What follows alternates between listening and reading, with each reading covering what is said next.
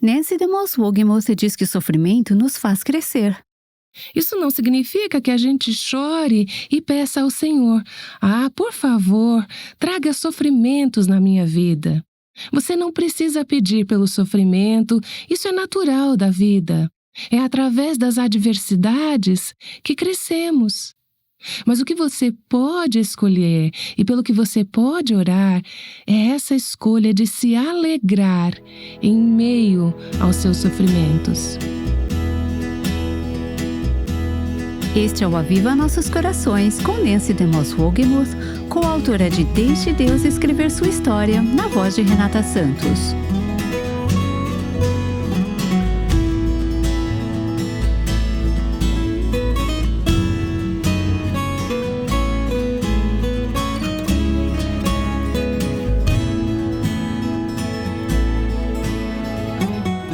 Muitos de vocês já ouviram a história de John Newton, que viveu no século XVIII. Ele foi um capitão de navio negreiro que se converteu aos 23 anos e acabou se tornando pastor, poeta e compositor de hinos. Sabe pelo que ele é mais conhecido? O hino Maravilhosa Graça, que tornou-se imortalizado. John Newton conheceu Mary Catlett quando ambos ainda eram adolescentes e ele não tinha se convertido ainda. Aos 20 e poucos anos, ele conheceu a Cristo. Sua vida foi transformada. Cerca de 2 anos após sua conversão, esses dois, que haviam se apaixonado na adolescência, finalmente se casaram. Mary e John se amavam intensamente e tinham um casamento extraordinário, segundo todos os relatos. Newton nunca conseguia imaginar viver sem Mary e sempre pensou que morreria primeiro. No entanto, Mary foi acometida por câncer. Após uma longa luta, ela finalmente faleceu na noite de quarta-feira, 15 de dezembro de 1790, com o marido ao seu lado, segurando uma vela. Eles tiveram um casamento incrível por 40 anos. No domingo seguinte, apenas 4 dias depois, John Newton subiu ao púlpito de sua igreja em Londres. Tenho certeza de que, como você pode imaginar, sua congregação deve ter se perguntado o que ele pregaria. Sua amada Mary acabara de falecer. Que texto ele escolheria? Sobre o que ele pregaria naquela ocasião? Newton escolheu como seu texto naquele domingo um trecho que havia reservado ao longo de seu ministério para usar nessa ocasião. É do livro de Abacuque. Aqui está o texto. Mesmo não florescendo a figueira e não havendo uvas nas videiras, mesmo falhando a safra de azeitonas e não havendo produção de alimento nas lavouras, nem ovelhas no curral, nem bois nos estábulos, ainda assim eu exultarei no Senhor e me alegrarei no Deus da minha salvação. Newton estava dizendo: eu escolho alegria, eu escolho me alegrar. Não nas minhas circunstâncias, pois naquele momento suas circunstâncias eram terríveis, mas escolho me alegrar no Deus da minha salvação. Estamos falando sobre este parágrafo no final de Abacuque, sobre alegria em meio à adversidade, em meio à perda. Vemos aqui um homem, um profeta de Deus, que viu a ira e o juízo de Deus. Deus lhe disse que os babilônios viriam, eles iriam castigar o povo judeu. Você será levado para o cativeiro. Havia muita adversidade à frente. Abacuque sabia disso. Ele não sabia só o que estava por vir, mas que, naquele momento, o povo de Deus estava em uma condição de apostasia. As coisas ao seu redor estavam muito negativas, sem esperança, muito difíceis. Tendo aprendido que o justo viverá pela sua fidelidade, Abacuque decidiu não deixar que suas emoções ou suas circunstâncias governassem sua vida. Ele decidiu que escolheria se alegrar no Senhor. Falamos sobre isso na última sessão, mas quero dar continuidade a esse tema da alegria. Eu fiquei em dúvida se deveria guardar um pouco disso e fazer outra série inteira sobre alegria algum dia, o que provavelmente faremos, mas tem muito aqui para falar sobre alegria, para deixar somente para um dia. Falamos por dias e dias nesta série sobre o juízo de Deus, a ira de Deus, o castigo de Deus. Certamente não quero passar rapidamente pela alegria que brota de dentro de nós quando caminhamos pela fé e escolhemos agradecer em meio a circunstâncias difíceis. Como você obtém esse tipo de alegria? O tipo de alegria que Abacuque tinha. O tipo de alegria que John Newton tinha ao pregar no funeral de sua esposa e depois pregar sobre alegria. Sabemos que a alegria é um fruto do Espírito, que Deus dá alegria. Você não pode fabricar a verdadeira alegria. À medida que caminhamos em união e comunhão com o Deus de toda alegria, o Deus de toda paz e o Deus de toda graça, é a sua alegria que brotará dentro de nós. Podemos fabricar felicidade controlando nossas circunstâncias até certo ponto. Mas quando você não pode mais controlar suas circunstâncias e sua felicidade acaba, você ainda terá alegria? Você pode ter, se sua vida estiver enraizada em Deus. No entanto, embora a alegria seja um fruto do Espírito, algo que não podemos fabricar, neste trecho de Abacuque vemos que ter alegria envolve uma escolha ativa. Exige um ato de nossa vontade.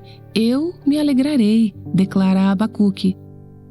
Ele não diz que está sentindo alegria, mas está dizendo: eu escolho como um ato da minha vontade, como uma expressão de fé baseada no que sei ser verdadeiro sobre Deus e seus caminhos, me alegrar. Escolho o caminho da alegria. O apóstolo Paulo entendia esse tipo de alegria. Ele sabia o que era fazer esse tipo de escolha. Ele sabia o que significava fazer uma escolha ativa, de escolher a alegria. Então, aos Filipenses, Paulo disse: eu escolho me alegrar no Senhor, não importa quão ruins sejam minhas circunstâncias. Sim, os romanos me colocaram nessa prisão, eles me prenderam, não tenho liberdade como o mundo vê a liberdade. Mas não serei um homem miserável, vou me alegrar no Senhor. Você lê isso ao longo do livro de Filipenses: alegrem-se no Senhor. Vou me alegrar no Senhor, independentemente das minhas circunstâncias. Então ele diz aos Filipenses: vocês precisam se alegrar no Senhor. 3 vezes ele diz isso a eles: alegrem-se no Senhor. É uma ordem, não é uma opção se você é filha de Deus. Se você ou eu estamos em circunstâncias em que não estamos nos alegrando, então não estamos sendo filhas obedientes de Deus. Ou seja, é isso que realmente importa, não é? Escolher a obediência, escolher a alegria. Então Paulo diz em Romanos, no capítulo 5, versículo 3, nos gloriamos nas tribulações. Isso é como estar falando grego para a maioria de nós. Nós nos alegramos em nossos sofrimentos. Por quê? Porque sabemos que a tribulação produz a perseverança, um caráter aprovado, e o caráter aprovado, esperança. E a esperança não nos decepciona porque Deus derramou seu amor em nossos corações por meio do Espírito Santo que Ele nos concedeu. Onde começa essa progressão? Começa com a escolha da alegria. Nós nos alegramos em nossos sofrimentos. Existem aspectos do coração de Deus, dos seus caminhos, do seu amor e da sua plenitude que você nunca experimentará fora do sofrimento. Não é apenas o sofrimento que faz isso, mas escolher se alegrar em seus sofrimentos. Isso não significa que a gente chore e implore ao Senhor: por favor, traga sofrimentos na minha vida.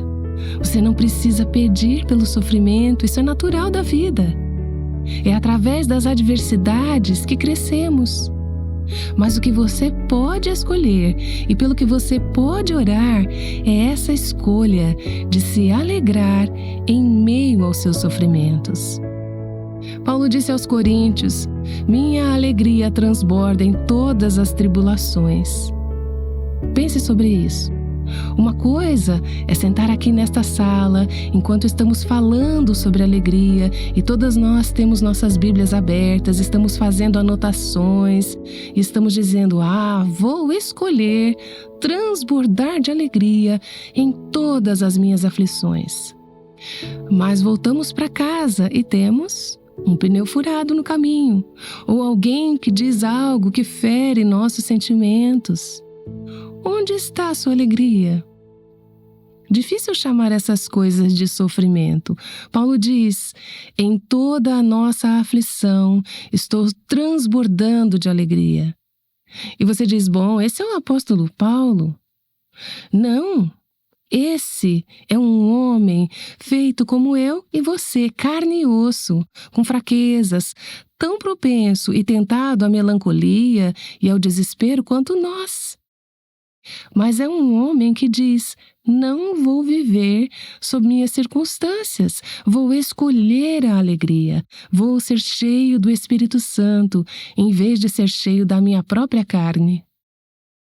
Tiago diz assim, e este é um tema recorrente em todo o Novo Testamento e também no Antigo: meus irmãos, considerem motivo de grande alegria o fato de passarem por diversas provações, pois vocês sabem que a prova da sua fé produz perseverança, e a perseverança deve ter ação completa, a fim de que vocês sejam maduros e íntegros, sem lhes faltar coisa alguma. Como você obtém essa maturidade? Como você cresce espiritualmente? Como você se torna firme? Talvez você observe a vida de algumas pessoas e pense: elas são gigantes espirituais. Como elas chegaram lá? Eu vou te contar como elas chegaram lá: por meio da aflição. Não é apenas passar pela aflição. Todo mundo passa pela aflição. É como você passa pela aflição. Você considera isso motivo de grande alegria? Sabe de uma coisa? Os filhos de Deus não deveriam murmurar. Veja bem, eu faço muito disso. Então estou pregando para mim mesma, conforme o Espírito me convence do meu próprio pecado. Como filhas de Deus, não deveríamos ser reclamadoras, murmuradoras ou resmungonas. Não deveria haver uma circunstância ou situação na vida em que não possamos escolher nos alegrar. Isso não significa necessariamente que estamos eufóricas ou que estamos pulando de alegria em toda a situação. Haverá lágrimas, haverá tristeza profunda. Jesus sabia o que era sentir tristeza profunda. Mas por baixo disso está essa alegria profunda, fundamental e duradoura, que nada nem ninguém pode tirar, a menos que escolhamos não ter alegria. Não são suas circunstâncias que roubam sua alegria. Não é a aflição que te deixa sem alegria. É a escolha de não andar pela fé que te deixa sem alegria. Podemos escolher a alegria em meio a todas as nossas aflições. Sabemos que é bem mais fácil falar, mas às vezes precisamos dizer à nossa carne: você não vai me controlar agora. Temos que dizer às nossas emoções: calem-se, morram, eu não vou ceder. Essas emoções podem ser tão poderosas, eu sei. Eu sei que é fácil para mim ficar aqui dizendo tudo isso. Garanto a você que, dentro de horas ou no máximo dias depois de ensinar isso, terei a chance de colocar este ensinamento em prática. mas é o caminho de Deus e é o caminho da fé. Alegrar-se em todas as coisas. Eu amo um louvor que às vezes cantamos em nossa igreja que diz assim: eu te bendirei, quando tuas bênçãos eu provar, quando teu rio me saciar, eu te bendirei. Eu te bendirei, quando no deserto eu estiver, quando a solidão me envolver, eu te bendirei. Pelas bênçãos recebidas te dou louvor, quando as trevas me cercarem, cantar eu vou. Eu te bendirei, Senhor, eu te bendirei. Eu te bendirei, ó Senhor, teu glorioso nome bendirei. Eu te bendirei quando a luz do sol brilhar em mim, quando tudo certo estiver, eu te bendirei. Eu te bendirei num caminho de aflição, se a dor tomar meu coração, eu te bendirei. Ó soberano Deus, em ti confiarei, tu és o meu Senhor, teu nome bendirei. Então, pela fé, e como vivem os justos? Pela fé, Abacuque declara: Senhor, mesmo que tudo que eu considero significativo ou necessário me seja tirado, eu ainda escolho alegria. Ele percebe que a alegria é uma escolha e que é encontrada no Senhor, mesmo depois que todas as suas dádivas são retiradas. E deixe-me dizer que isso é o que torna a nossa mensagem como cristãos poderosa e crível. É o que torna a nossa mensagem cativante para as pessoas ao nosso redor. Veja bem, qualquer um pode ser feliz quando recebe um aumento de salário. Não são apenas os cristãos que ficam felizes, que têm alegria quando recebem um aumento. As pessoas que não conhecem a Jesus podem se alegrar. Os ateus também se alegram quando recebem um aumento. Mas o mundo não consegue entender quando você perde seu emprego, ou perde o seu filho, ou perde sua saúde, ou perde o seu cônjuge, e ainda assim, através das lágrimas, tem alegria. O mundo não entende e diz: o que está acontecendo? Mas é exatamente isso que aponta as pessoas ao nosso redor para Deus. Quando elas veem que há uma fonte de estabilidade, vida, paz, alegria e graça no meio das tempestades da vida. Isso é o que torna a nossa mensagem incrível. Um comentarista disse o seguinte: o livro de Abacuque começa com um interrogatório a Deus, mas termina como uma intercessão a Deus. A preocupação se transforma em adoração, o medo se transforma em fé, o terror se torna confiança, os problemas são resolvidos com esperança, a angústia se dissolve em adoração. O que começa com um ponto de interrogação termina com um ponto de exclamação.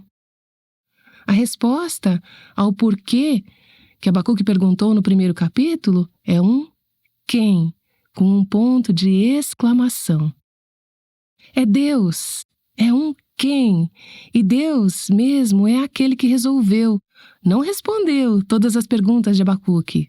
Abacuque descobriu que Deus é suficiente para lhe dar alegria no meio da adversidade. Portanto, podemos nos alegrar agora, independentemente das circunstâncias, independentemente da estação da vida, independentemente do que o futuro reserva. Algumas de nós passam muito tempo preocupadas com o futuro, preocupadas com coisas que talvez nunca aconteçam. Coisas negativas acontecerão, aflições virão, sofrimentos virão. Se você quer ser como Jesus, pode contar com isso. No meio disso agora, e ao olharmos para o futuro, podemos nos alegrar. Por quê? Porque mesmo que percamos tudo, se ainda temos Deus, temos tudo de que precisamos. É mais fácil para mim dizer isso neste momento da minha vida do que em outros momentos da minha vida em que achei que meu coração estava sendo despedaçado. Eu sei disso. Mas dizer isso me ajuda a ver na luz o que eu preciso lembrar quando me encontrar na escuridão. Algumas de vocês podem estar na escuridão agora. Eu não quero te criticar com isso e sim te animar. Se você tem Deus, está melhor, mesmo que não tenha mais nada. Você está melhor do que aqueles que têm tudo o que o mundo oferece, mas não têm a Cristo, as riquezas incomparáveis de Cristo. Veja bem, se tivermos que sofrer uma dor excruciante e tormento e não tivermos circunstâncias felizes daqui até o dia em que chegarmos ao céu, será uma coisa pequena em comparação com as alegrias e glórias eternas que nos esperam. Por isso, precisamos manter as coisas em perspectiva. E é isso que a fé faz. Nos alegramos agora, não apenas porque Deus é suficiente agora, mas por causa do que temos a esperar, nossa esperança futura, aquele dia em que sabemos pela fé que não haverá mais tristeza, nem mais dor, nem mais morte, nem mais perda. Podemos ter alegria agora, porque as tristezas deste momento, os pesos, os desafios, não são o fim da história.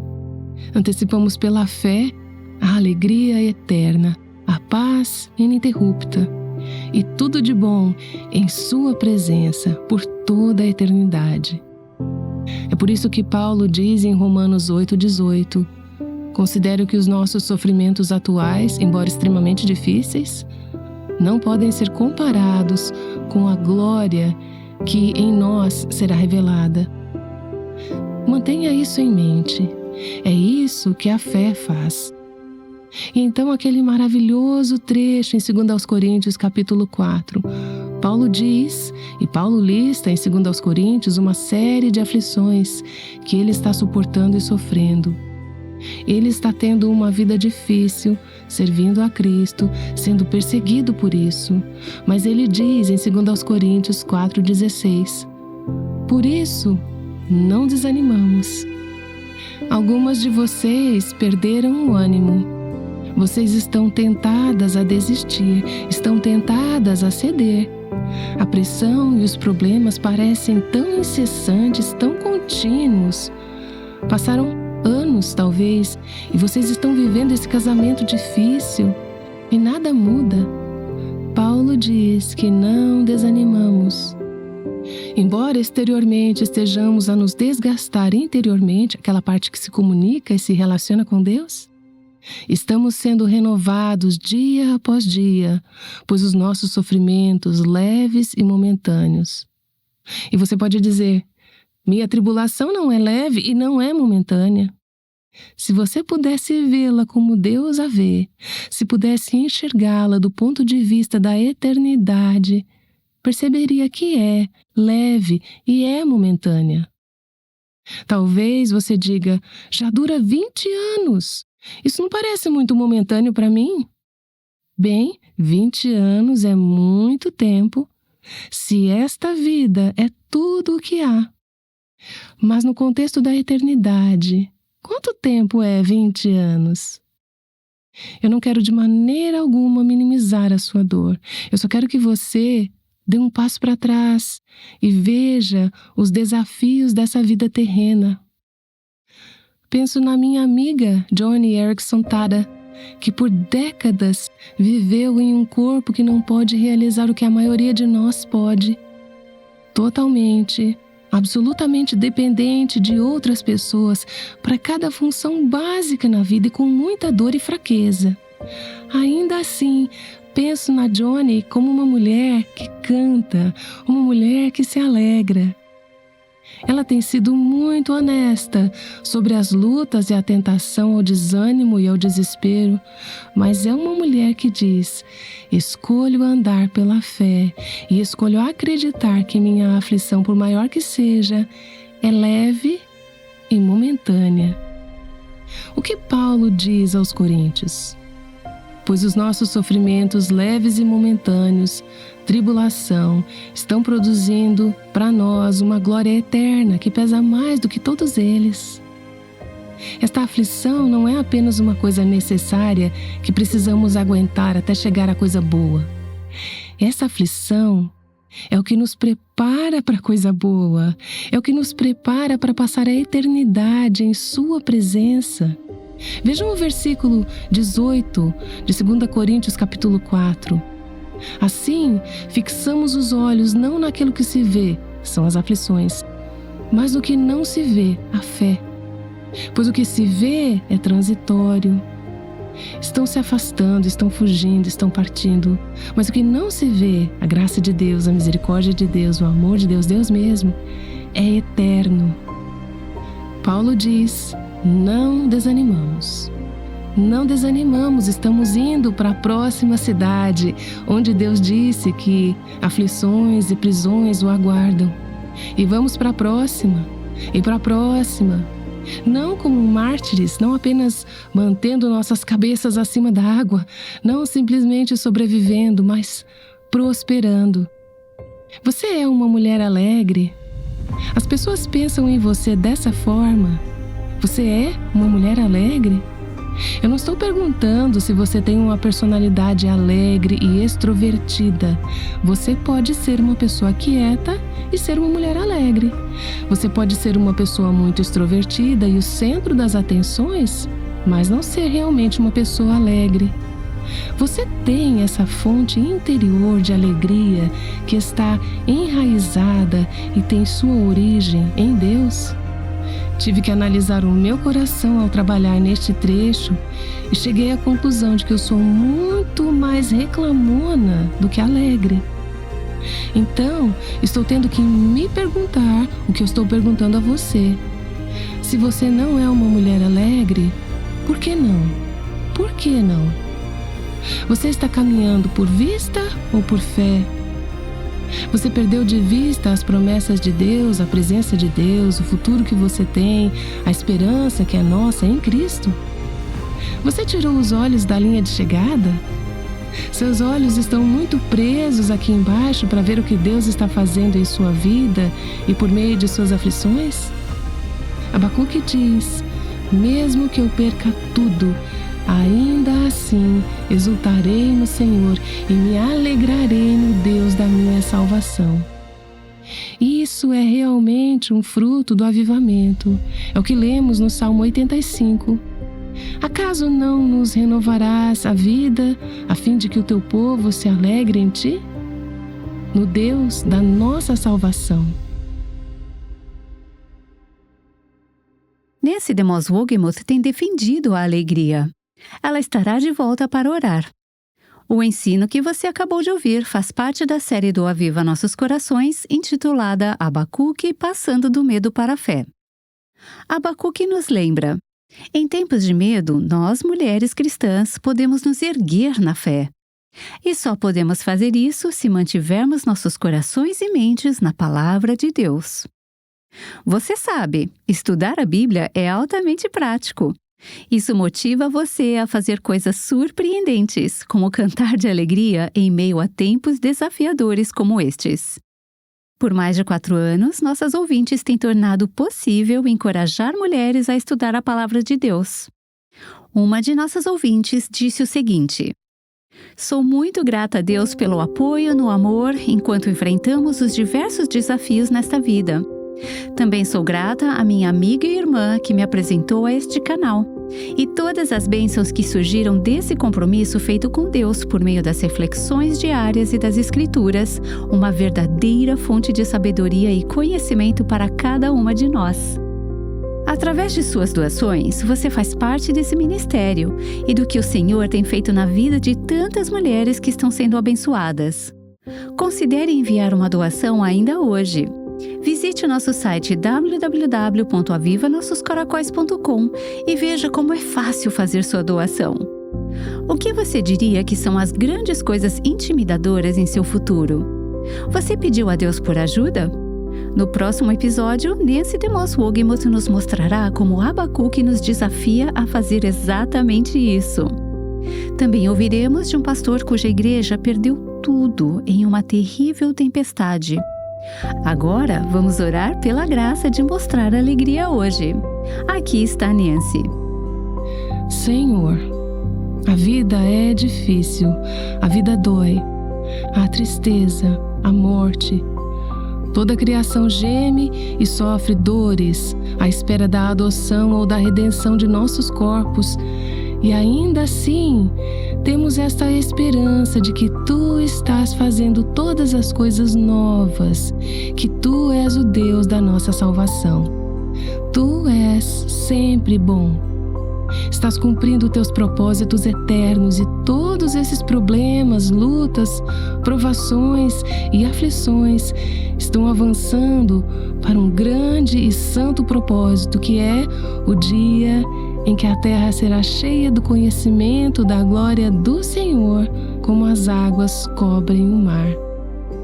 Então, Senhor, nos unimos a Ti em Teus grandiosos e eternos propósitos e dizemos que, se é a aflição que nos ajuda a preparar a nós e ao nosso mundo para isso, então a abraçamos com alegria.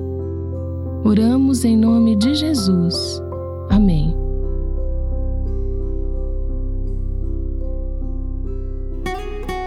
O Aviva Nossos Corações é o ministério em língua portuguesa do Revive Our Hearts com Nancy DeMoss Wogemuth, chamando as mulheres à liberdade, à plenitude e à abundância em Cristo.